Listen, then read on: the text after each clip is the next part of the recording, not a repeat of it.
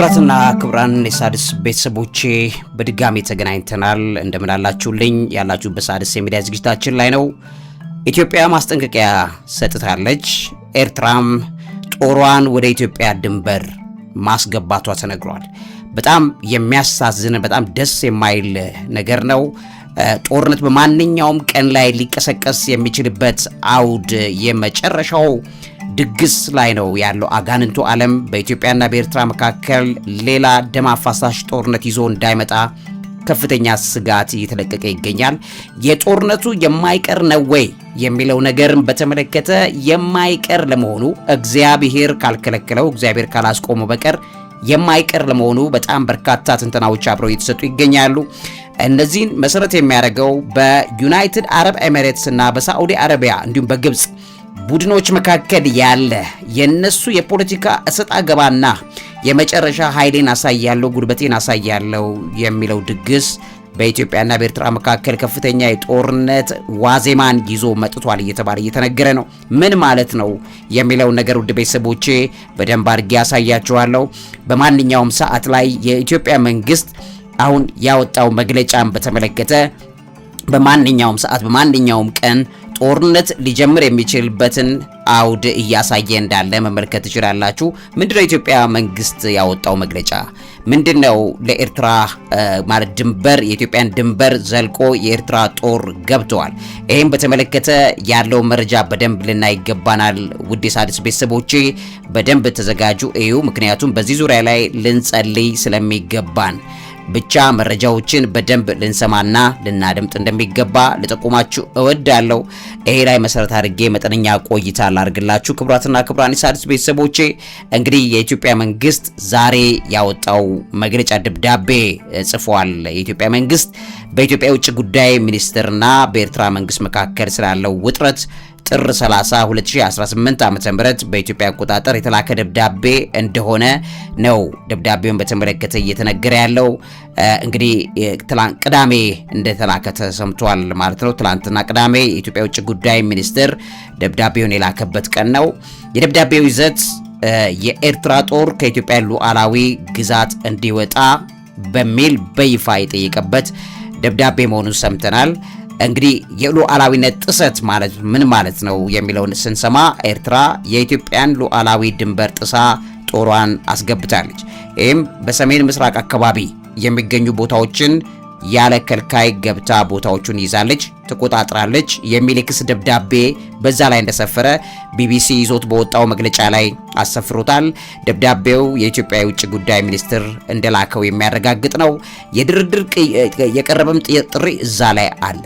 ኢትዮጵያ የኤርትራ ጦር ከያዛቸው ቦታዎች እንዲወጣ ለዲፕሎማሲም ድርድር ዝግጁ እንዲሆን የሚል ነው። ምን ማለት ነው የዲፕሎማሲ ድርድር? ምን አይነት መደራደሪያ ነገር ለመያዝ ኤርትራ ይሄን ቦታ ይዛለች? ይሄን ፕሮግራም ስትከታተሉ ወደ በኋላ በደንብ ጉዳዩን ትረዱታላችሁ። መረጃዎችን ሰብስቤላችኋለሁ። ስለዚህ በዚህ ዙሪያ ላይ መጠነኛ ቆይታ ላድርግላችሁ። ውድ የሣድስ ቤተሰቦቼ አብራችሁን ቆዩ። እውቀት ታላቁ እግዚአብሔርን ታከብራለች። ሰላም፣ መረጋጋትና ስክነት ለኢትዮጵያውያን ለኤርትራውያን ወንድም እህቶቻችን እንመኛለን። የዲያብሎስ አጀንዳ እንዳይፈጸም እንጸልያለን። እውቀት ታላቁ እግዚአብሔርን ታከብራለች። እንግዲህ ክብራትና ክብራን የሣድስ ቤተሰቦቼ በዚህ ባለንበት የምስራቅ አፍሪካ ስፍራ ላይ ከፍተኛ የፖለቲካ ጡዘት እና ንዝረት በየጊዜው እየተተለተለ እንዳለ በትክክል የምንረዳባቸው በጣም በርካታ ነገሮች እንዳሉ ይታወቃል። ይሄን በተመለከተ በተለይ በተባበሩት አረብ ኤሚሬቶችና በሳዑዲዎቹ መካከል ያለ የኃይል ፍትጊያ አሁን በኢትዮጵያና በኤርትራ መካከል ጦርነቱን የማይቀር ሊያደርገው እንደሚችል በግልጽ እያሳየ እንዳለ የሚታይ ነው። በተለይም ደግሞ በኢትዮጵያ በሰሜኑ ኢትዮጵያ ክፍል አካባቢ ላይ ያሉ ከመንግስት ጋር በከፍተኛ ጠብ ውስጥ ያሉ ተቃዋሚ ኃይሎች በጠቅላላ ከዚህ ሰርክል አልወጡም፣ በዚህ ሰርክል ውስጥ ነው ያሉት የሚለው መረጃ ከፍተኛ ቦታውን እንደያዘ እንደሰማን እንገኛለን።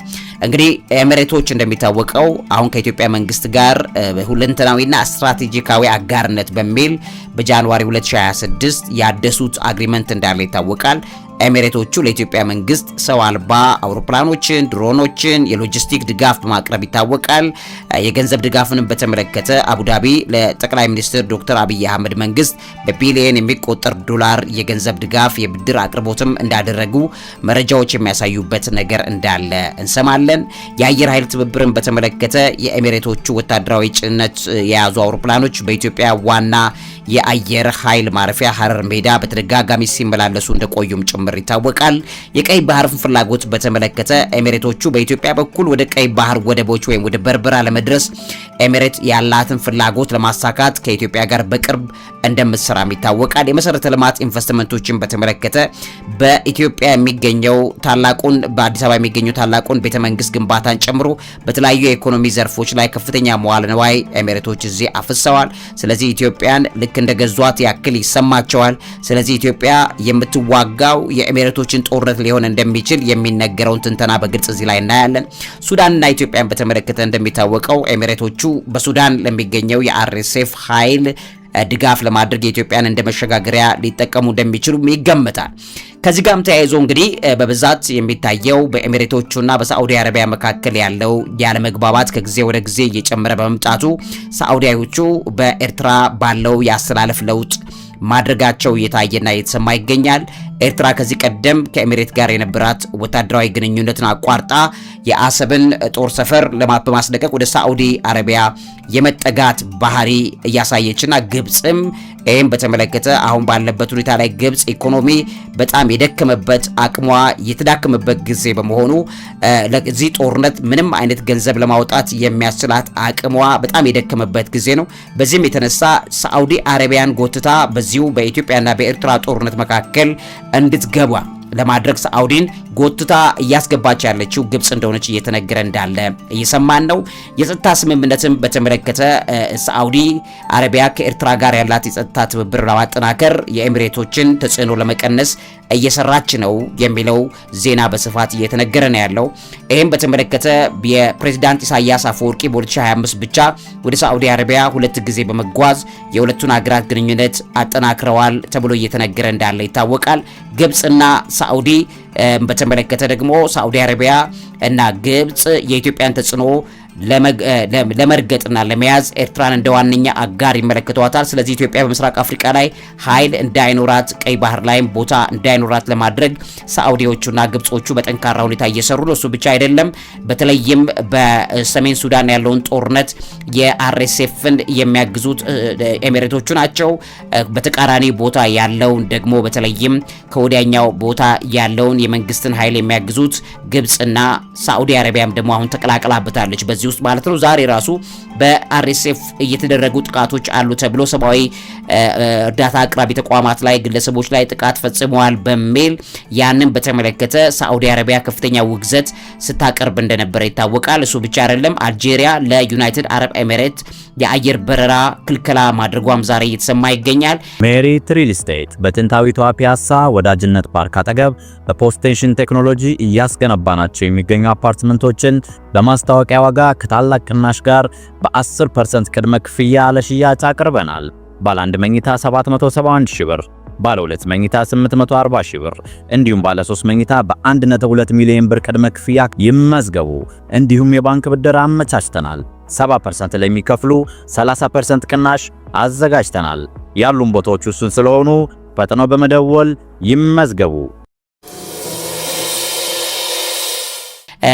እንግዲህ አረብ ኤሚሬቶቹ እንደሚታወቀው በከፍተኛ መንቀዥቀዥ ምስራቅ አፍሪካ ላይ የኢትዮጵያንና የሱዳንን የጦርነት ድግስ ለማመቻቸት በከፍተኛ ሁኔታ እየሰሩ እንዳሉ ይታወቃል። ከፍተኛ ገንዘብ፣ ከፍተኛ አቅም አላቸው። የጦር አቅም በብዛት አላቸው። ለኢትዮጵያ ሊሰጡ የፈለጉት ጀቶችን ሁሉ ጨምሮ የጦርነት ድግስ ውጤት እንደሆነ የሚያሳዩ በጣም በርካታ ነገሮች እዚህ ላይ እንመለከታለን። ይህም በተመለከተ እንግዲህ በሳዑዲና በኤርትራ በሱዳን ጦርነት የሱዳን ጦርና ኤስኤኤፍ የሚባሉን በመደገፍ በአንድ ወገን የቆሙበትን ነገር ደግሞ በግልጽ እናያለን ማለት ነው። ስለዚህ የሁለቱ የባህረ ሰላጤ ሀገራት ፉክክር ጦርነቱን የማይቀር ሊያደርገው እንደሚችል እየተነገረ ይገኛል። የተቃርኖ ፍላጎት እዚህ ውስጥ ይታያል። ኤሚሬቶቹ ኢትዮጵያን ስትደግፍ፣ ሳዑዲ አረቢያ ደግሞ ከኤርትራና ከግብጽ ጋር በመሰለፍ ተቃራኒ ጎራ እንደያዙ እናያለን። በጃንዋሪ 2026 ሳዑዲ አረቢያ ኤሚሬቶች ሀገራችን ኤሚሬትስን ብሔራዊ ደህንነቴን አደጋ ላይ ጥላለች ስትል በይፋ የከሰሰችበት ጊዜ በኋላ በሁለቱ ሀገራት መካከል ያለው ፉክክር ወደ አፍሪካ ቀንድ እንደተሸጋገረ እናያለን። የሽምግልና ጥረት እዚህ ላይ እንዳለ ይታወቃል። ሳዑዲ አረቢያ በኢትዮጵያና በኤርትራ መካከል የተፈጠረውን ውጥረት ለማርገብ በጁላይ 2025 የሽምግልና ውይይት ብታደርግም ስኬታማ እንዳልሆነ ይታወቃል። የውክልና ጦርነት ስጋት ግን በግልጽ እንዳየለ እየተነገረ ነው የሚገኘው። በኢትዮጵያና በኤርትራ መካከል ጦርነት ቢነሳ ሁለቱ የባህረ ሰላጤ አገራት ለየወገኖቻቸው በሚያደርጉት ድጋፍ ጦርነቱን የውክልና ወይም ፕሮክሲ መልክ ሊይዝ እንደሚችል እየተነገረ ይገኛል። እንግዲህ የቀይ ባህር ቁጥጥርን በተመለከተም ሁለቱም ሀገራት በቀይ ባህር ላይ ያላቸውን ተጽዕኖ ለማስጠበቅ በኢትዮጵያና ኤርትራ መካከል ያለውን ውጥረት ለራሳቸው መጠቀሚያ እያደረጉት ነው ተብሎም እየተነገረ ይገኛል። ለዚህም ኤሚሬቶቹ እስራኤልን ስበው ወደ ኢትዮጵያ ፖለቲካ ውጥረት ውስጥ እንድትገባ ያደረጉትም እነሱ ናቸው ተብሎ እየተነገረ ነው ያለው። በዚህም ሁኔታ ላይ እንግዲህ በእስራኤልም በዚህ አሰላለፍ ላይ ከኢትዮጵያና ኤሚሬቶቹ ጎን በመሰለፍ ጦርነቱን በውክልና የሚደረግ ጦርነት ለማድረግ እየተሰራ ያለው ነገር ግልጽ አቅጣጫ እየያዘ ነው በሚል እየተነገረ ነው። ኤሚሬቶቹን እንደገና ደግሞ ግብጾቹን ከወዲያ ሆና የምታግዘው ሀገር ደግሞ ኢራን ናት። ስለዚህ ኢራንን በተመለከተ ደግሞ በግልጽ አቋም ምንም አይነት እንቅስቃሴ ምስራቅ አፍሪካ ባለው በአሁኑ አይነት ግጭት ላይ የኢራን ምንም አይነት እንቅስቃሴ ቢመጣ ዩናይትድ አረብ ኤሚሬቶቹም እስራኤልም እንደገናም ደግሞ ይህን ጉዳይ በከፍተኛ ደረጃ የምትቃወመው አሜሪካንን ጨምሮ በኢትዮጵያ ባለው አሰላለፍ ላይ እገዛ ሊያደርጉ የሚችሉበት በር በሰፊው የተከፈተ ነው ተብሎ እየተነገረ ይገኛል። ይሄንን ፕሮክሲ ጦርነት ለምንም በማይጠቅም መልኩ ህዝብንና ወገንን የሚፈጅ የጦርነት ድግስ እዚህ አካባቢ ላይ እየተሰናዳ መሆኑን የሚያሳዩ ምልክቶች ናቸው እየታዩ ያሉት። ውድ ቤተሰቦቼ ይህንን በተመለከተም የኤሚሬቶቹ ከፍተኛ መዋዕለ ንዋይ ኢትዮጵያን ጥገኛ ሊያደርጋት እንደሚችል ተመራማሪዎች ያስጠነቅቃሉ።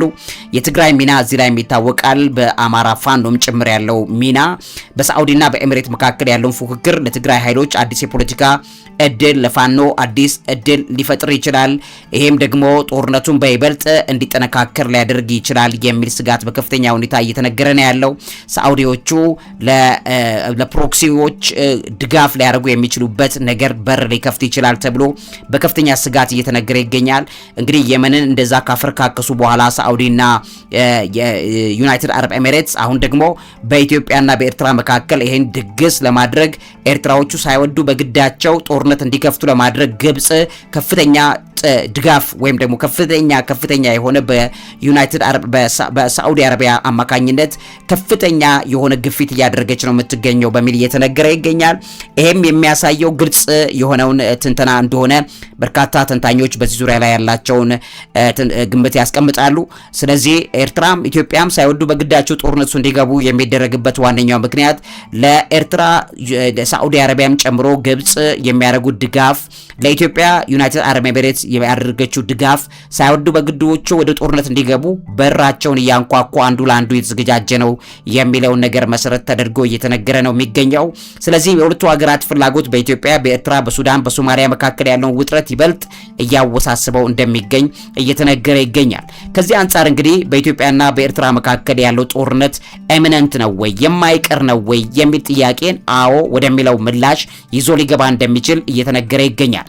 ከዚህም አንጻር ነው እንግዲህ የኤርትራ ሰራዊት ተቆጣጥሮት ካሉ ከሚገኙ የኢትዮጵያ ሉዓላዊ ግዛት እንዲወጣና ለድርድር ዝግጁ እንዲሆን የኢትዮጵያ ውጭ ጉዳይ ሚኒስትር ጠየቀ የሚል ዜና ዛሬ የሰማ ነው። ቢቢሲ ከኢትዮጵያ ውጭ ጉዳይ ሚኒስትር እንዳረጋገጠው ደብዳቤው ቅዳሜ ጥር 30 2018 ዓ.ም ለኤርትራ ውጭ ጉዳይ ሚኒስትር የተጻፈ ይህ ደብዳቤ ላይ ኤርትራ የኢትዮጵያን ሉዓላዊ ድንበር በመጣስ በሰሜን ምስራቅ አቅጣጫ የሚገኙ አካባቢዎችን ተቆጣጥራ እንደምትገኝ የሚያሳይ ነው። ይህም በተመለከተ ኢትዮጵያ መንግስት ያቀረባቸውን ግልጽ የሆኑ ጥያቄዎችም ጭምር እንዳለ እንመለከታለን። እንግዲህ የሣድስ ቤተሰቦቼ እንደሰማነው ከደብዳቤውም ለማየት እንደተሞከረው ለድርድር የቀረበ ጥያቄ እዚህ ውስጥ እንዳለ ይሰማል። ይሄ ድርድር ምን እንደ ኢትዮጵያ የኤርትራ ጦር ከያዛቸው ቦታዎች እንዲወጣና ለዲፕሎማሲያዊ ድርድር ዝግጁ እንዲሆን የሚጠይቅ ይላል። ይሄ ድርድር ምንድነው? በምን ምክንያት ላይ መሰረት ያደረገ ነው የሚለው ነገር በትክክል መታወቅ መቻል አለበት። ምናልባትም ውስጥ ለውስጥ ያሉ ያልተፈቱ ችግሮች በቅድ አደባባይ ላይ እየወጡ ያሉበት ነው እየተባለ እየተነገረ ይገኛል። ከዚህ ቀደም የነበሩ ውጥረቶች ለዚህ ትልቅ ድርድር ለተባለው ትልቅ አንድምታ እንደሚፈጥር ይነገራል። ይሄ ደብዳቤ የተላከው በሁለቱ ሀገራት መካከል ያለው ግንኙነት እጅግ በሻከረበትና የጦርነት ስጋት ባለበት በዚህ ወቅት ነው። እዛ ውስጥ እንግዲህ በቅርቡ የጦር መሳሪያ ዝውውር ክስም በተመለከተ በቅርቡ በጥር 2018 ዓ.ም የኢትዮጵያ ፌዴራል ፖሊስ ከኤርትራ ወደ ፋኖ ሚሊሻ ሊተላለፍ የነበረ 57000 የጥይት ድጋፍ መያዙን አስታውቆ እንደነበረ ይታወቃል። ይህም በተመለከተ የውጥረቱ አንዱ ምክንያት ኢትዮጵያ የባህር በር ለማግኘት የምታደርገው ጥረትና ኤርትራ ይህንን እንደ ስጋት ማየቷ ነው እየተነገረ ይገኛል። ኢትዮጵያ የባህር በር እንድታገኝ ደግሞ ዩናይትድ አረብ ኤሚሬትስ በእጅጉ ትፈልጋለች፣ እስራኤልም ትፈልጋለች። የነዚህም ግፊት ነው እየተባለም ይነገራል። ነገር ግን የኢትዮጵያ መንግስት በፍጹም የማንም ግፊት የለበትም፣ ለኢትዮጵያ ስለሚያስፈልጋት ብቻ እንደሆነም ይናገራል፣ ይሞግታል። ይሄንንም የሚደግፉ ሚሊዮኖች አሉ። እንግዲህ የኤርትራ ምላሽን በተመለከተ የኤርትራ ማስታወቂያ ሚኒስቴር የማንኛውም የጦር መሳሪያ ድጋፍ ክስን አስተባብሏል። የኢጋድ መውጣትን በተመለከተ ኤርትራ በቅርቡ ከኢጋድ አባልነቷ ራሷን ያገለለችው ከኢትዮጵያ ጋር ያላት ውጥረትን በጨመረበት ወቅት እንደሆነ ይታወቃል። የተባበሩት መንግስታት የተመድ ደብዳቤዎችም አሉ ከዚህ ጋር የተያያዙ። ኢትዮጵያ ከዚህ ቀደምም ለተባበሩት መንግስታት ድርጅት ተመሳሳይ የቅሬታ ደብዳቤዎችን ልካ እንደነበረ ይታወቃል። እነዚህ የቅሬታ ደብዳቤዎች ምናልባትም ኤርትራ ከያዘቻቸው ቦታዎች ለቃ እንድትወጣ ለማድረግ ሌሎች ተጨማሪ የሚነሱ ውስጣዊ ድርድር ነጥቦች ሊኖሩ ይችላሉ የሚለውም ከዚህ ጋር የተያያዘ ሊሆን እንደሚችል ይነገራል። የሰሜን ምስራቅ ድንበር ላይ ነው ኤርትራ የያዘቻቸው ቦታዎች። አሁን ዛሬ የተሰማው ደብዳቤው በተለይም ኤርትራ የያዘቻቸው ቦታዎች በሰሜን ምስራቅ የሀገሪቱ ክፍል በተለይም በአፋርና በትግራይ አዋሳኝ አካባቢዎች መሆናቸው ነው የሚጠቁመው። ይህንም በተመለከተ የ2010 ዓመተ ምህረት የተጀመረው የሁለቱ ሀገራት የሰላም ግንኙነት በአሁኑ ወቅት ወደ ቀድሞው የጠላትነት መንፈስ እንደተመለሰ ግልጽ የሆነበት ሰዓት ላይ ነው ይሄ እየተነገረ ያለው። የትግራይ ጦርነት ተጽዕኖም አለበት። ኤርትራ በትግራይ ጦርነት ወቅት ከፌዴራል መንግስት ጎን በተሰለፈም ከፕሪቶሪያው ስምምነት በኋላ ግንኙነታቸው እንደተበለሻሸ ይታወቃል። እዚህም ደግሞ የአምባሳደሮች ሁኔታ በሁለቱ ሀገራት መካከል የነበረውን የቀጥታ አምባሳደሮች ግንኙነትና የአየር በረራ መቋረጡ ውጥረቱን ይበልጥ እንዳባባሰው ይታወቃል። የተባበሩት መንግስታትና የአፍሪካ ህብረት በሁለቱ ሀገራት መካከል ሰላም እንዲሰፍን ተደጋጋሚ ጥሪ አቅርበዋል። ነገር ግን በቅርቡ በሰሞኑን የኢትዮጵያ መንግስት የአፍሪካ ህብረት ያቀረበውን የድርድር ጥያቄ አልቀበልም ማለቱንም ሰምተናል። የፋኖ ሚሊሻ ጉዳይን በተመለከተም የኢትዮጵያ ኤርትራ በአማራ ክልል የሚንቀሳቀሰው ፋኖን ትደግፋለች የሚል ከፍተኛ ክስ እንደምታቀርብም ይታወቃል። የኤርትራ የጦርነት ዝግጅትም ክስ ይቀርብበታል። የኢትዮጵያ የውጭ ጉዳይ ሚኒስትር ኤርትራ ለጦርነት እየተዘጋጀች ነው የሚል ስጋቱን በደብዳቤው እንደገለጸም ሰምተናል። የኢትዮጵያ መከላከያ ሰራዊት ሉዓላዊነቱን ለማስከበር ዝግጁ መሆኑንም በተደጋጋሚ እንደገለጸ ሰምተናል። ከዚህ ጋር ተያይዞ እንግዲህ የአፋር አካባቢ ውጥረትም አለ። በሰሜን ምስራቅ ኢትዮጵያ በአፋር ክልል በኩል ያለው የድንበር እንቅስቃሴ በደብዳቤው ላይ ትኩረት እንደተሰጠውም እየሰማን ነው። በኢትዮጵያ ጉዳይ በሰላማዊ መንገድ ይህን ጉዳይ ለመፍታት አሁንም በሬ ክፍት ነው የሚለውን ነገር ኢትዮጵያ ገልጻለች። ዲፕሎማሲያዊ ጥረት እዚህ ውስጥ እንዳለ እየሰማን ነው። የኤርትራ የመልሶ ማጥቃት ዛቻም ጭምር አለ። ኤርትራ ማንኛውንም ጥቃት የመከላከል አቅም አለኝ፣ በተደጋጋሚ ይህን ነገር የሚያደርግ ማንኛውም አካል ላይ አጽፋው እመታለሁ የሚለውን ነገር በግልጽ እያየን ነው ያለ ነው። ይህም ውጥረት እንግዲህ በምስራቅ አፍሪካ ቀጠና ላይ በጣም ትልቅ የጸጥታ ስጋት ይዞ እየመጣ ነው። ደብዳቤው መጀመሪያ ለኤርትራ የውጭ ጉዳይ ሚኒስትር የተላከ እንደሆነ ቢታወቅም በውስጥ ምንጮች አማካኝነት ለሚዲያ ይፋ ሆኗል። የኢትዮጵያ መንግስት ኤርትራ ኃይሏን ካስወጣች ወደ ድርድር ለመመለስ ፈቃደኛ መሆኑን በዚሁ ደብዳቤ ማረጋገጡ ታውቋል። የዚህ ድርድር ጉዳይ ግልጽና ግልጽ አጀንዳው ግን በዝርዝር የሚታወቀው ጥቂት ነገር ብቻ እንደሆነ ይታወቃል። ስለዚህ በኢትዮጵያና በኤርትራ መካከል ጦርነት ኤሚነንት ነው የማይቀር ነው የሚለውን ጥያቄ መመለስ ያስፈልጋል ማለት ነው። ውድ ቤተሰቦቼ አሁንም አብራችን ቆዩ። ጥቂት በዚህ ዙሪያ ላይ ቆይታ እናድርግ። እንግዲህ ውድ ቤተሰቦቼ በየካቲት 2026 በኢትዮጵያና በኤርትራ መካከል አዲስ የጦርነት ሊቀሰቀስ ይችላል የሚሉ ስጋቶች በከፍተኛ ሁኔታ እየጨመሩ መጥተዋል። ከዚህም የሚነሳው አንደኛ የቀይ ባህር ወደብና ሉዓላዊነት ጥያቄ ጋር የተያያዙ ጥያቄዎች አሉ። ጠቅላይ ሚኒስትር አብይ አህመድ ለኢትዮጵያ የቀይ ባህር ወደብ ማግኘት የህልውና ጉዳይ መሆኑንና ወደብ አልባ መሆን ጂኦግራፊያዊ እስር ቤት እንደሆነ በተደጋጋሚ ገልጸዋል። የአሰብ ወደብ ጥያቄ እዚህ ላይ የኢትዮጵያ ባለስልጣናት የአሰብ ወደብን በኃይል ስለመያዝ ፍላጎት ማሳየታቸው በኤርትራ ዘንድ እንደ ወረራ ፍርሃት አድርገው ይቆጥሩታል። የድንበር ማካለልን በተመለከተ እንደሚታወቀው በ1998 ከ2000 ዓ.ም ባለው ጦርነትን ተከስቶ የተሰጠው የድንበር ውሳኔ ለምሳሌ ባድመ ጉዳይ አሁንም ሙሉ ለሙሉ ተግባራዊ አለመደረጉም የዚህ የቀይ ባህርና የወደብ የሉዓላዊነት ጥያቄ አሁንም በሁለቱ ሀገራት መካከል እንዳለ ይሄም ቀጥሎ ለሚፈጠር የጦርነት ስጋት ከፍተኛ አንድምታ እንደሚፈጥር ይነገራል። በትግራይ ክልል ያለው ፖለቲካዊ ሽኩቻን በተመለከተ የተከፋፈለው ህወሓትም በዚህ ውስጥ የተፈጠረ ክፍፍል አንዱ ወገን ከፌዴራል መንግስት ጋር ሲወገን ሌላኛው ወገን ከኤርትራ ጋር ግንኙነት አለው የሚል መጠርጠሩ በግልጽ እየታየ ነው። የትግራይ ኃይሎች የቲዲኤፍ እንቅስቃሴን በተመለከተ የትግራይ ኃይሎች በወልቃይትና ጸለምት በኩል በሚያደርጉት ወታደራዊ እንቅስቃሴ አዲስ ግጭት ሊቀሰቀስ ይችላል የሚልም ሌላ ስጋት የዚሁ የስጋቱ አካል ነው። የኤርትራ ሰራዊትን በዚህ ውስጥ ተካቷል የሚሉ ሪፖርቶች እየተሰሙ ነው። የኤርትራ ሰራዊት አሁንም ድረስ በተወሰኑ የኢትዮጵያ ግዛቶች ውስጥ ይገኛል የሚል የኢትዮጵያ መንግስት በአስቸኳይ እንዲወጡ መጠየቁ በተደጋጋሚ ሰሞኑን እየተነገረ ነው ያለው። ወታደራዊ ውጥረቶችና ክሶችም ይሄንን ተከትለው ይመጣሉ። ስለዚህ በትግራይ ክልል ያለው ፖለቲካዊ ሽኩቻም የዚህ አንዱ ትልቅ አካል ሊሆን ይችላል። ጦርነቱን የማይቀር በኢትዮጵያና ኤርትራ መካከል የማይቀር ሊያደርገው ይችላል ተብሎ እየተነገረ ይገኛል። በሶስተኛ ደረጃ ወታደራዊ ውጥረትና ክሶችም አሉ። በኢትዮጵያና በኤርትራ መካከል የጦርነትን እንዳይቀር የሚያደርጉ ውጤቶች በቅርቡ እየታዩ ያሉት አንዱ መካከል የጦር መሳሪያ ዝውውር ክስ ይገኝበታል። የኢትዮጵያ ፌዴራል ፖሊስ ከኤርትራ ተልኮ ለፋኖ ታጣቂዎች ሊሰጥ የነበረ 57000 ጥይቶችን ይዣለሁ የሚለው ሪፖርት ኤርትራን እጅ ከፍንጅ ተይዛለች በሚል እንደገለጸው ያም ደግሞ በሁለቱ ሀገራት መካከል ያለ የጦር መሳሪያ ዝውውር እና የመጨረሻ የሚባሉ ዝግጅቶች እንዳሉ የሚያሳዩ ናቸው ተብሎ የተነገረ ነው። ወታደራዊ ንቅናቄዎች በሁለቱም ሀገራት መካከል በድንበራቸው አካባቢ ከፍተኛ ወታደራዊ ኃይል እያከማቹ መሆኑ ኤርትራ ሀገር አቀፍ የክተት አዋጅ ማወጇም ለጦርነት ዝግጁ እንደሆኑ እየተነገረ እንዳለ የሚያሳይ ዜናዎች ናቸው በግልጽ እየታዩ ያሉት። ውድ ቤተሰቦቼ ከነዚህም ውጪ የሚታዩ ነገሮች አሉ።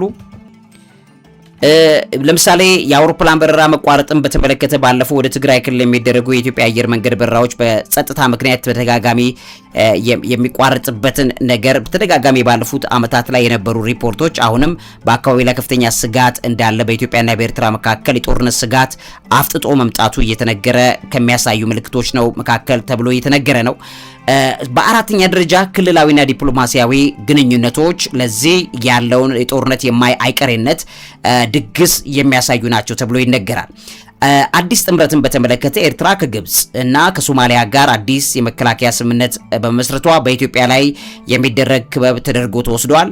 የሶማሌላንድም ውል ኢትዮጵያ ከሶማሌላንድ ጋር የተፈራረመችው መግባቢያ ሰነድ MOU ኤርትራን ጨምሮ ጎረቤት ሀገራትን በብዙ ዝግጅት ውስጥ እንዲቀመጡ እንዳደረጋቸው ጦርነቱን እንዳይቀር ሊያደርግ ከሚችሉ ጉዳዮች መካከል አንዱ የቃላት ጦርነት ከዚህ ጋር ተያይዞ የሚነገሩ ናቸው ተብሎ ይነገራል።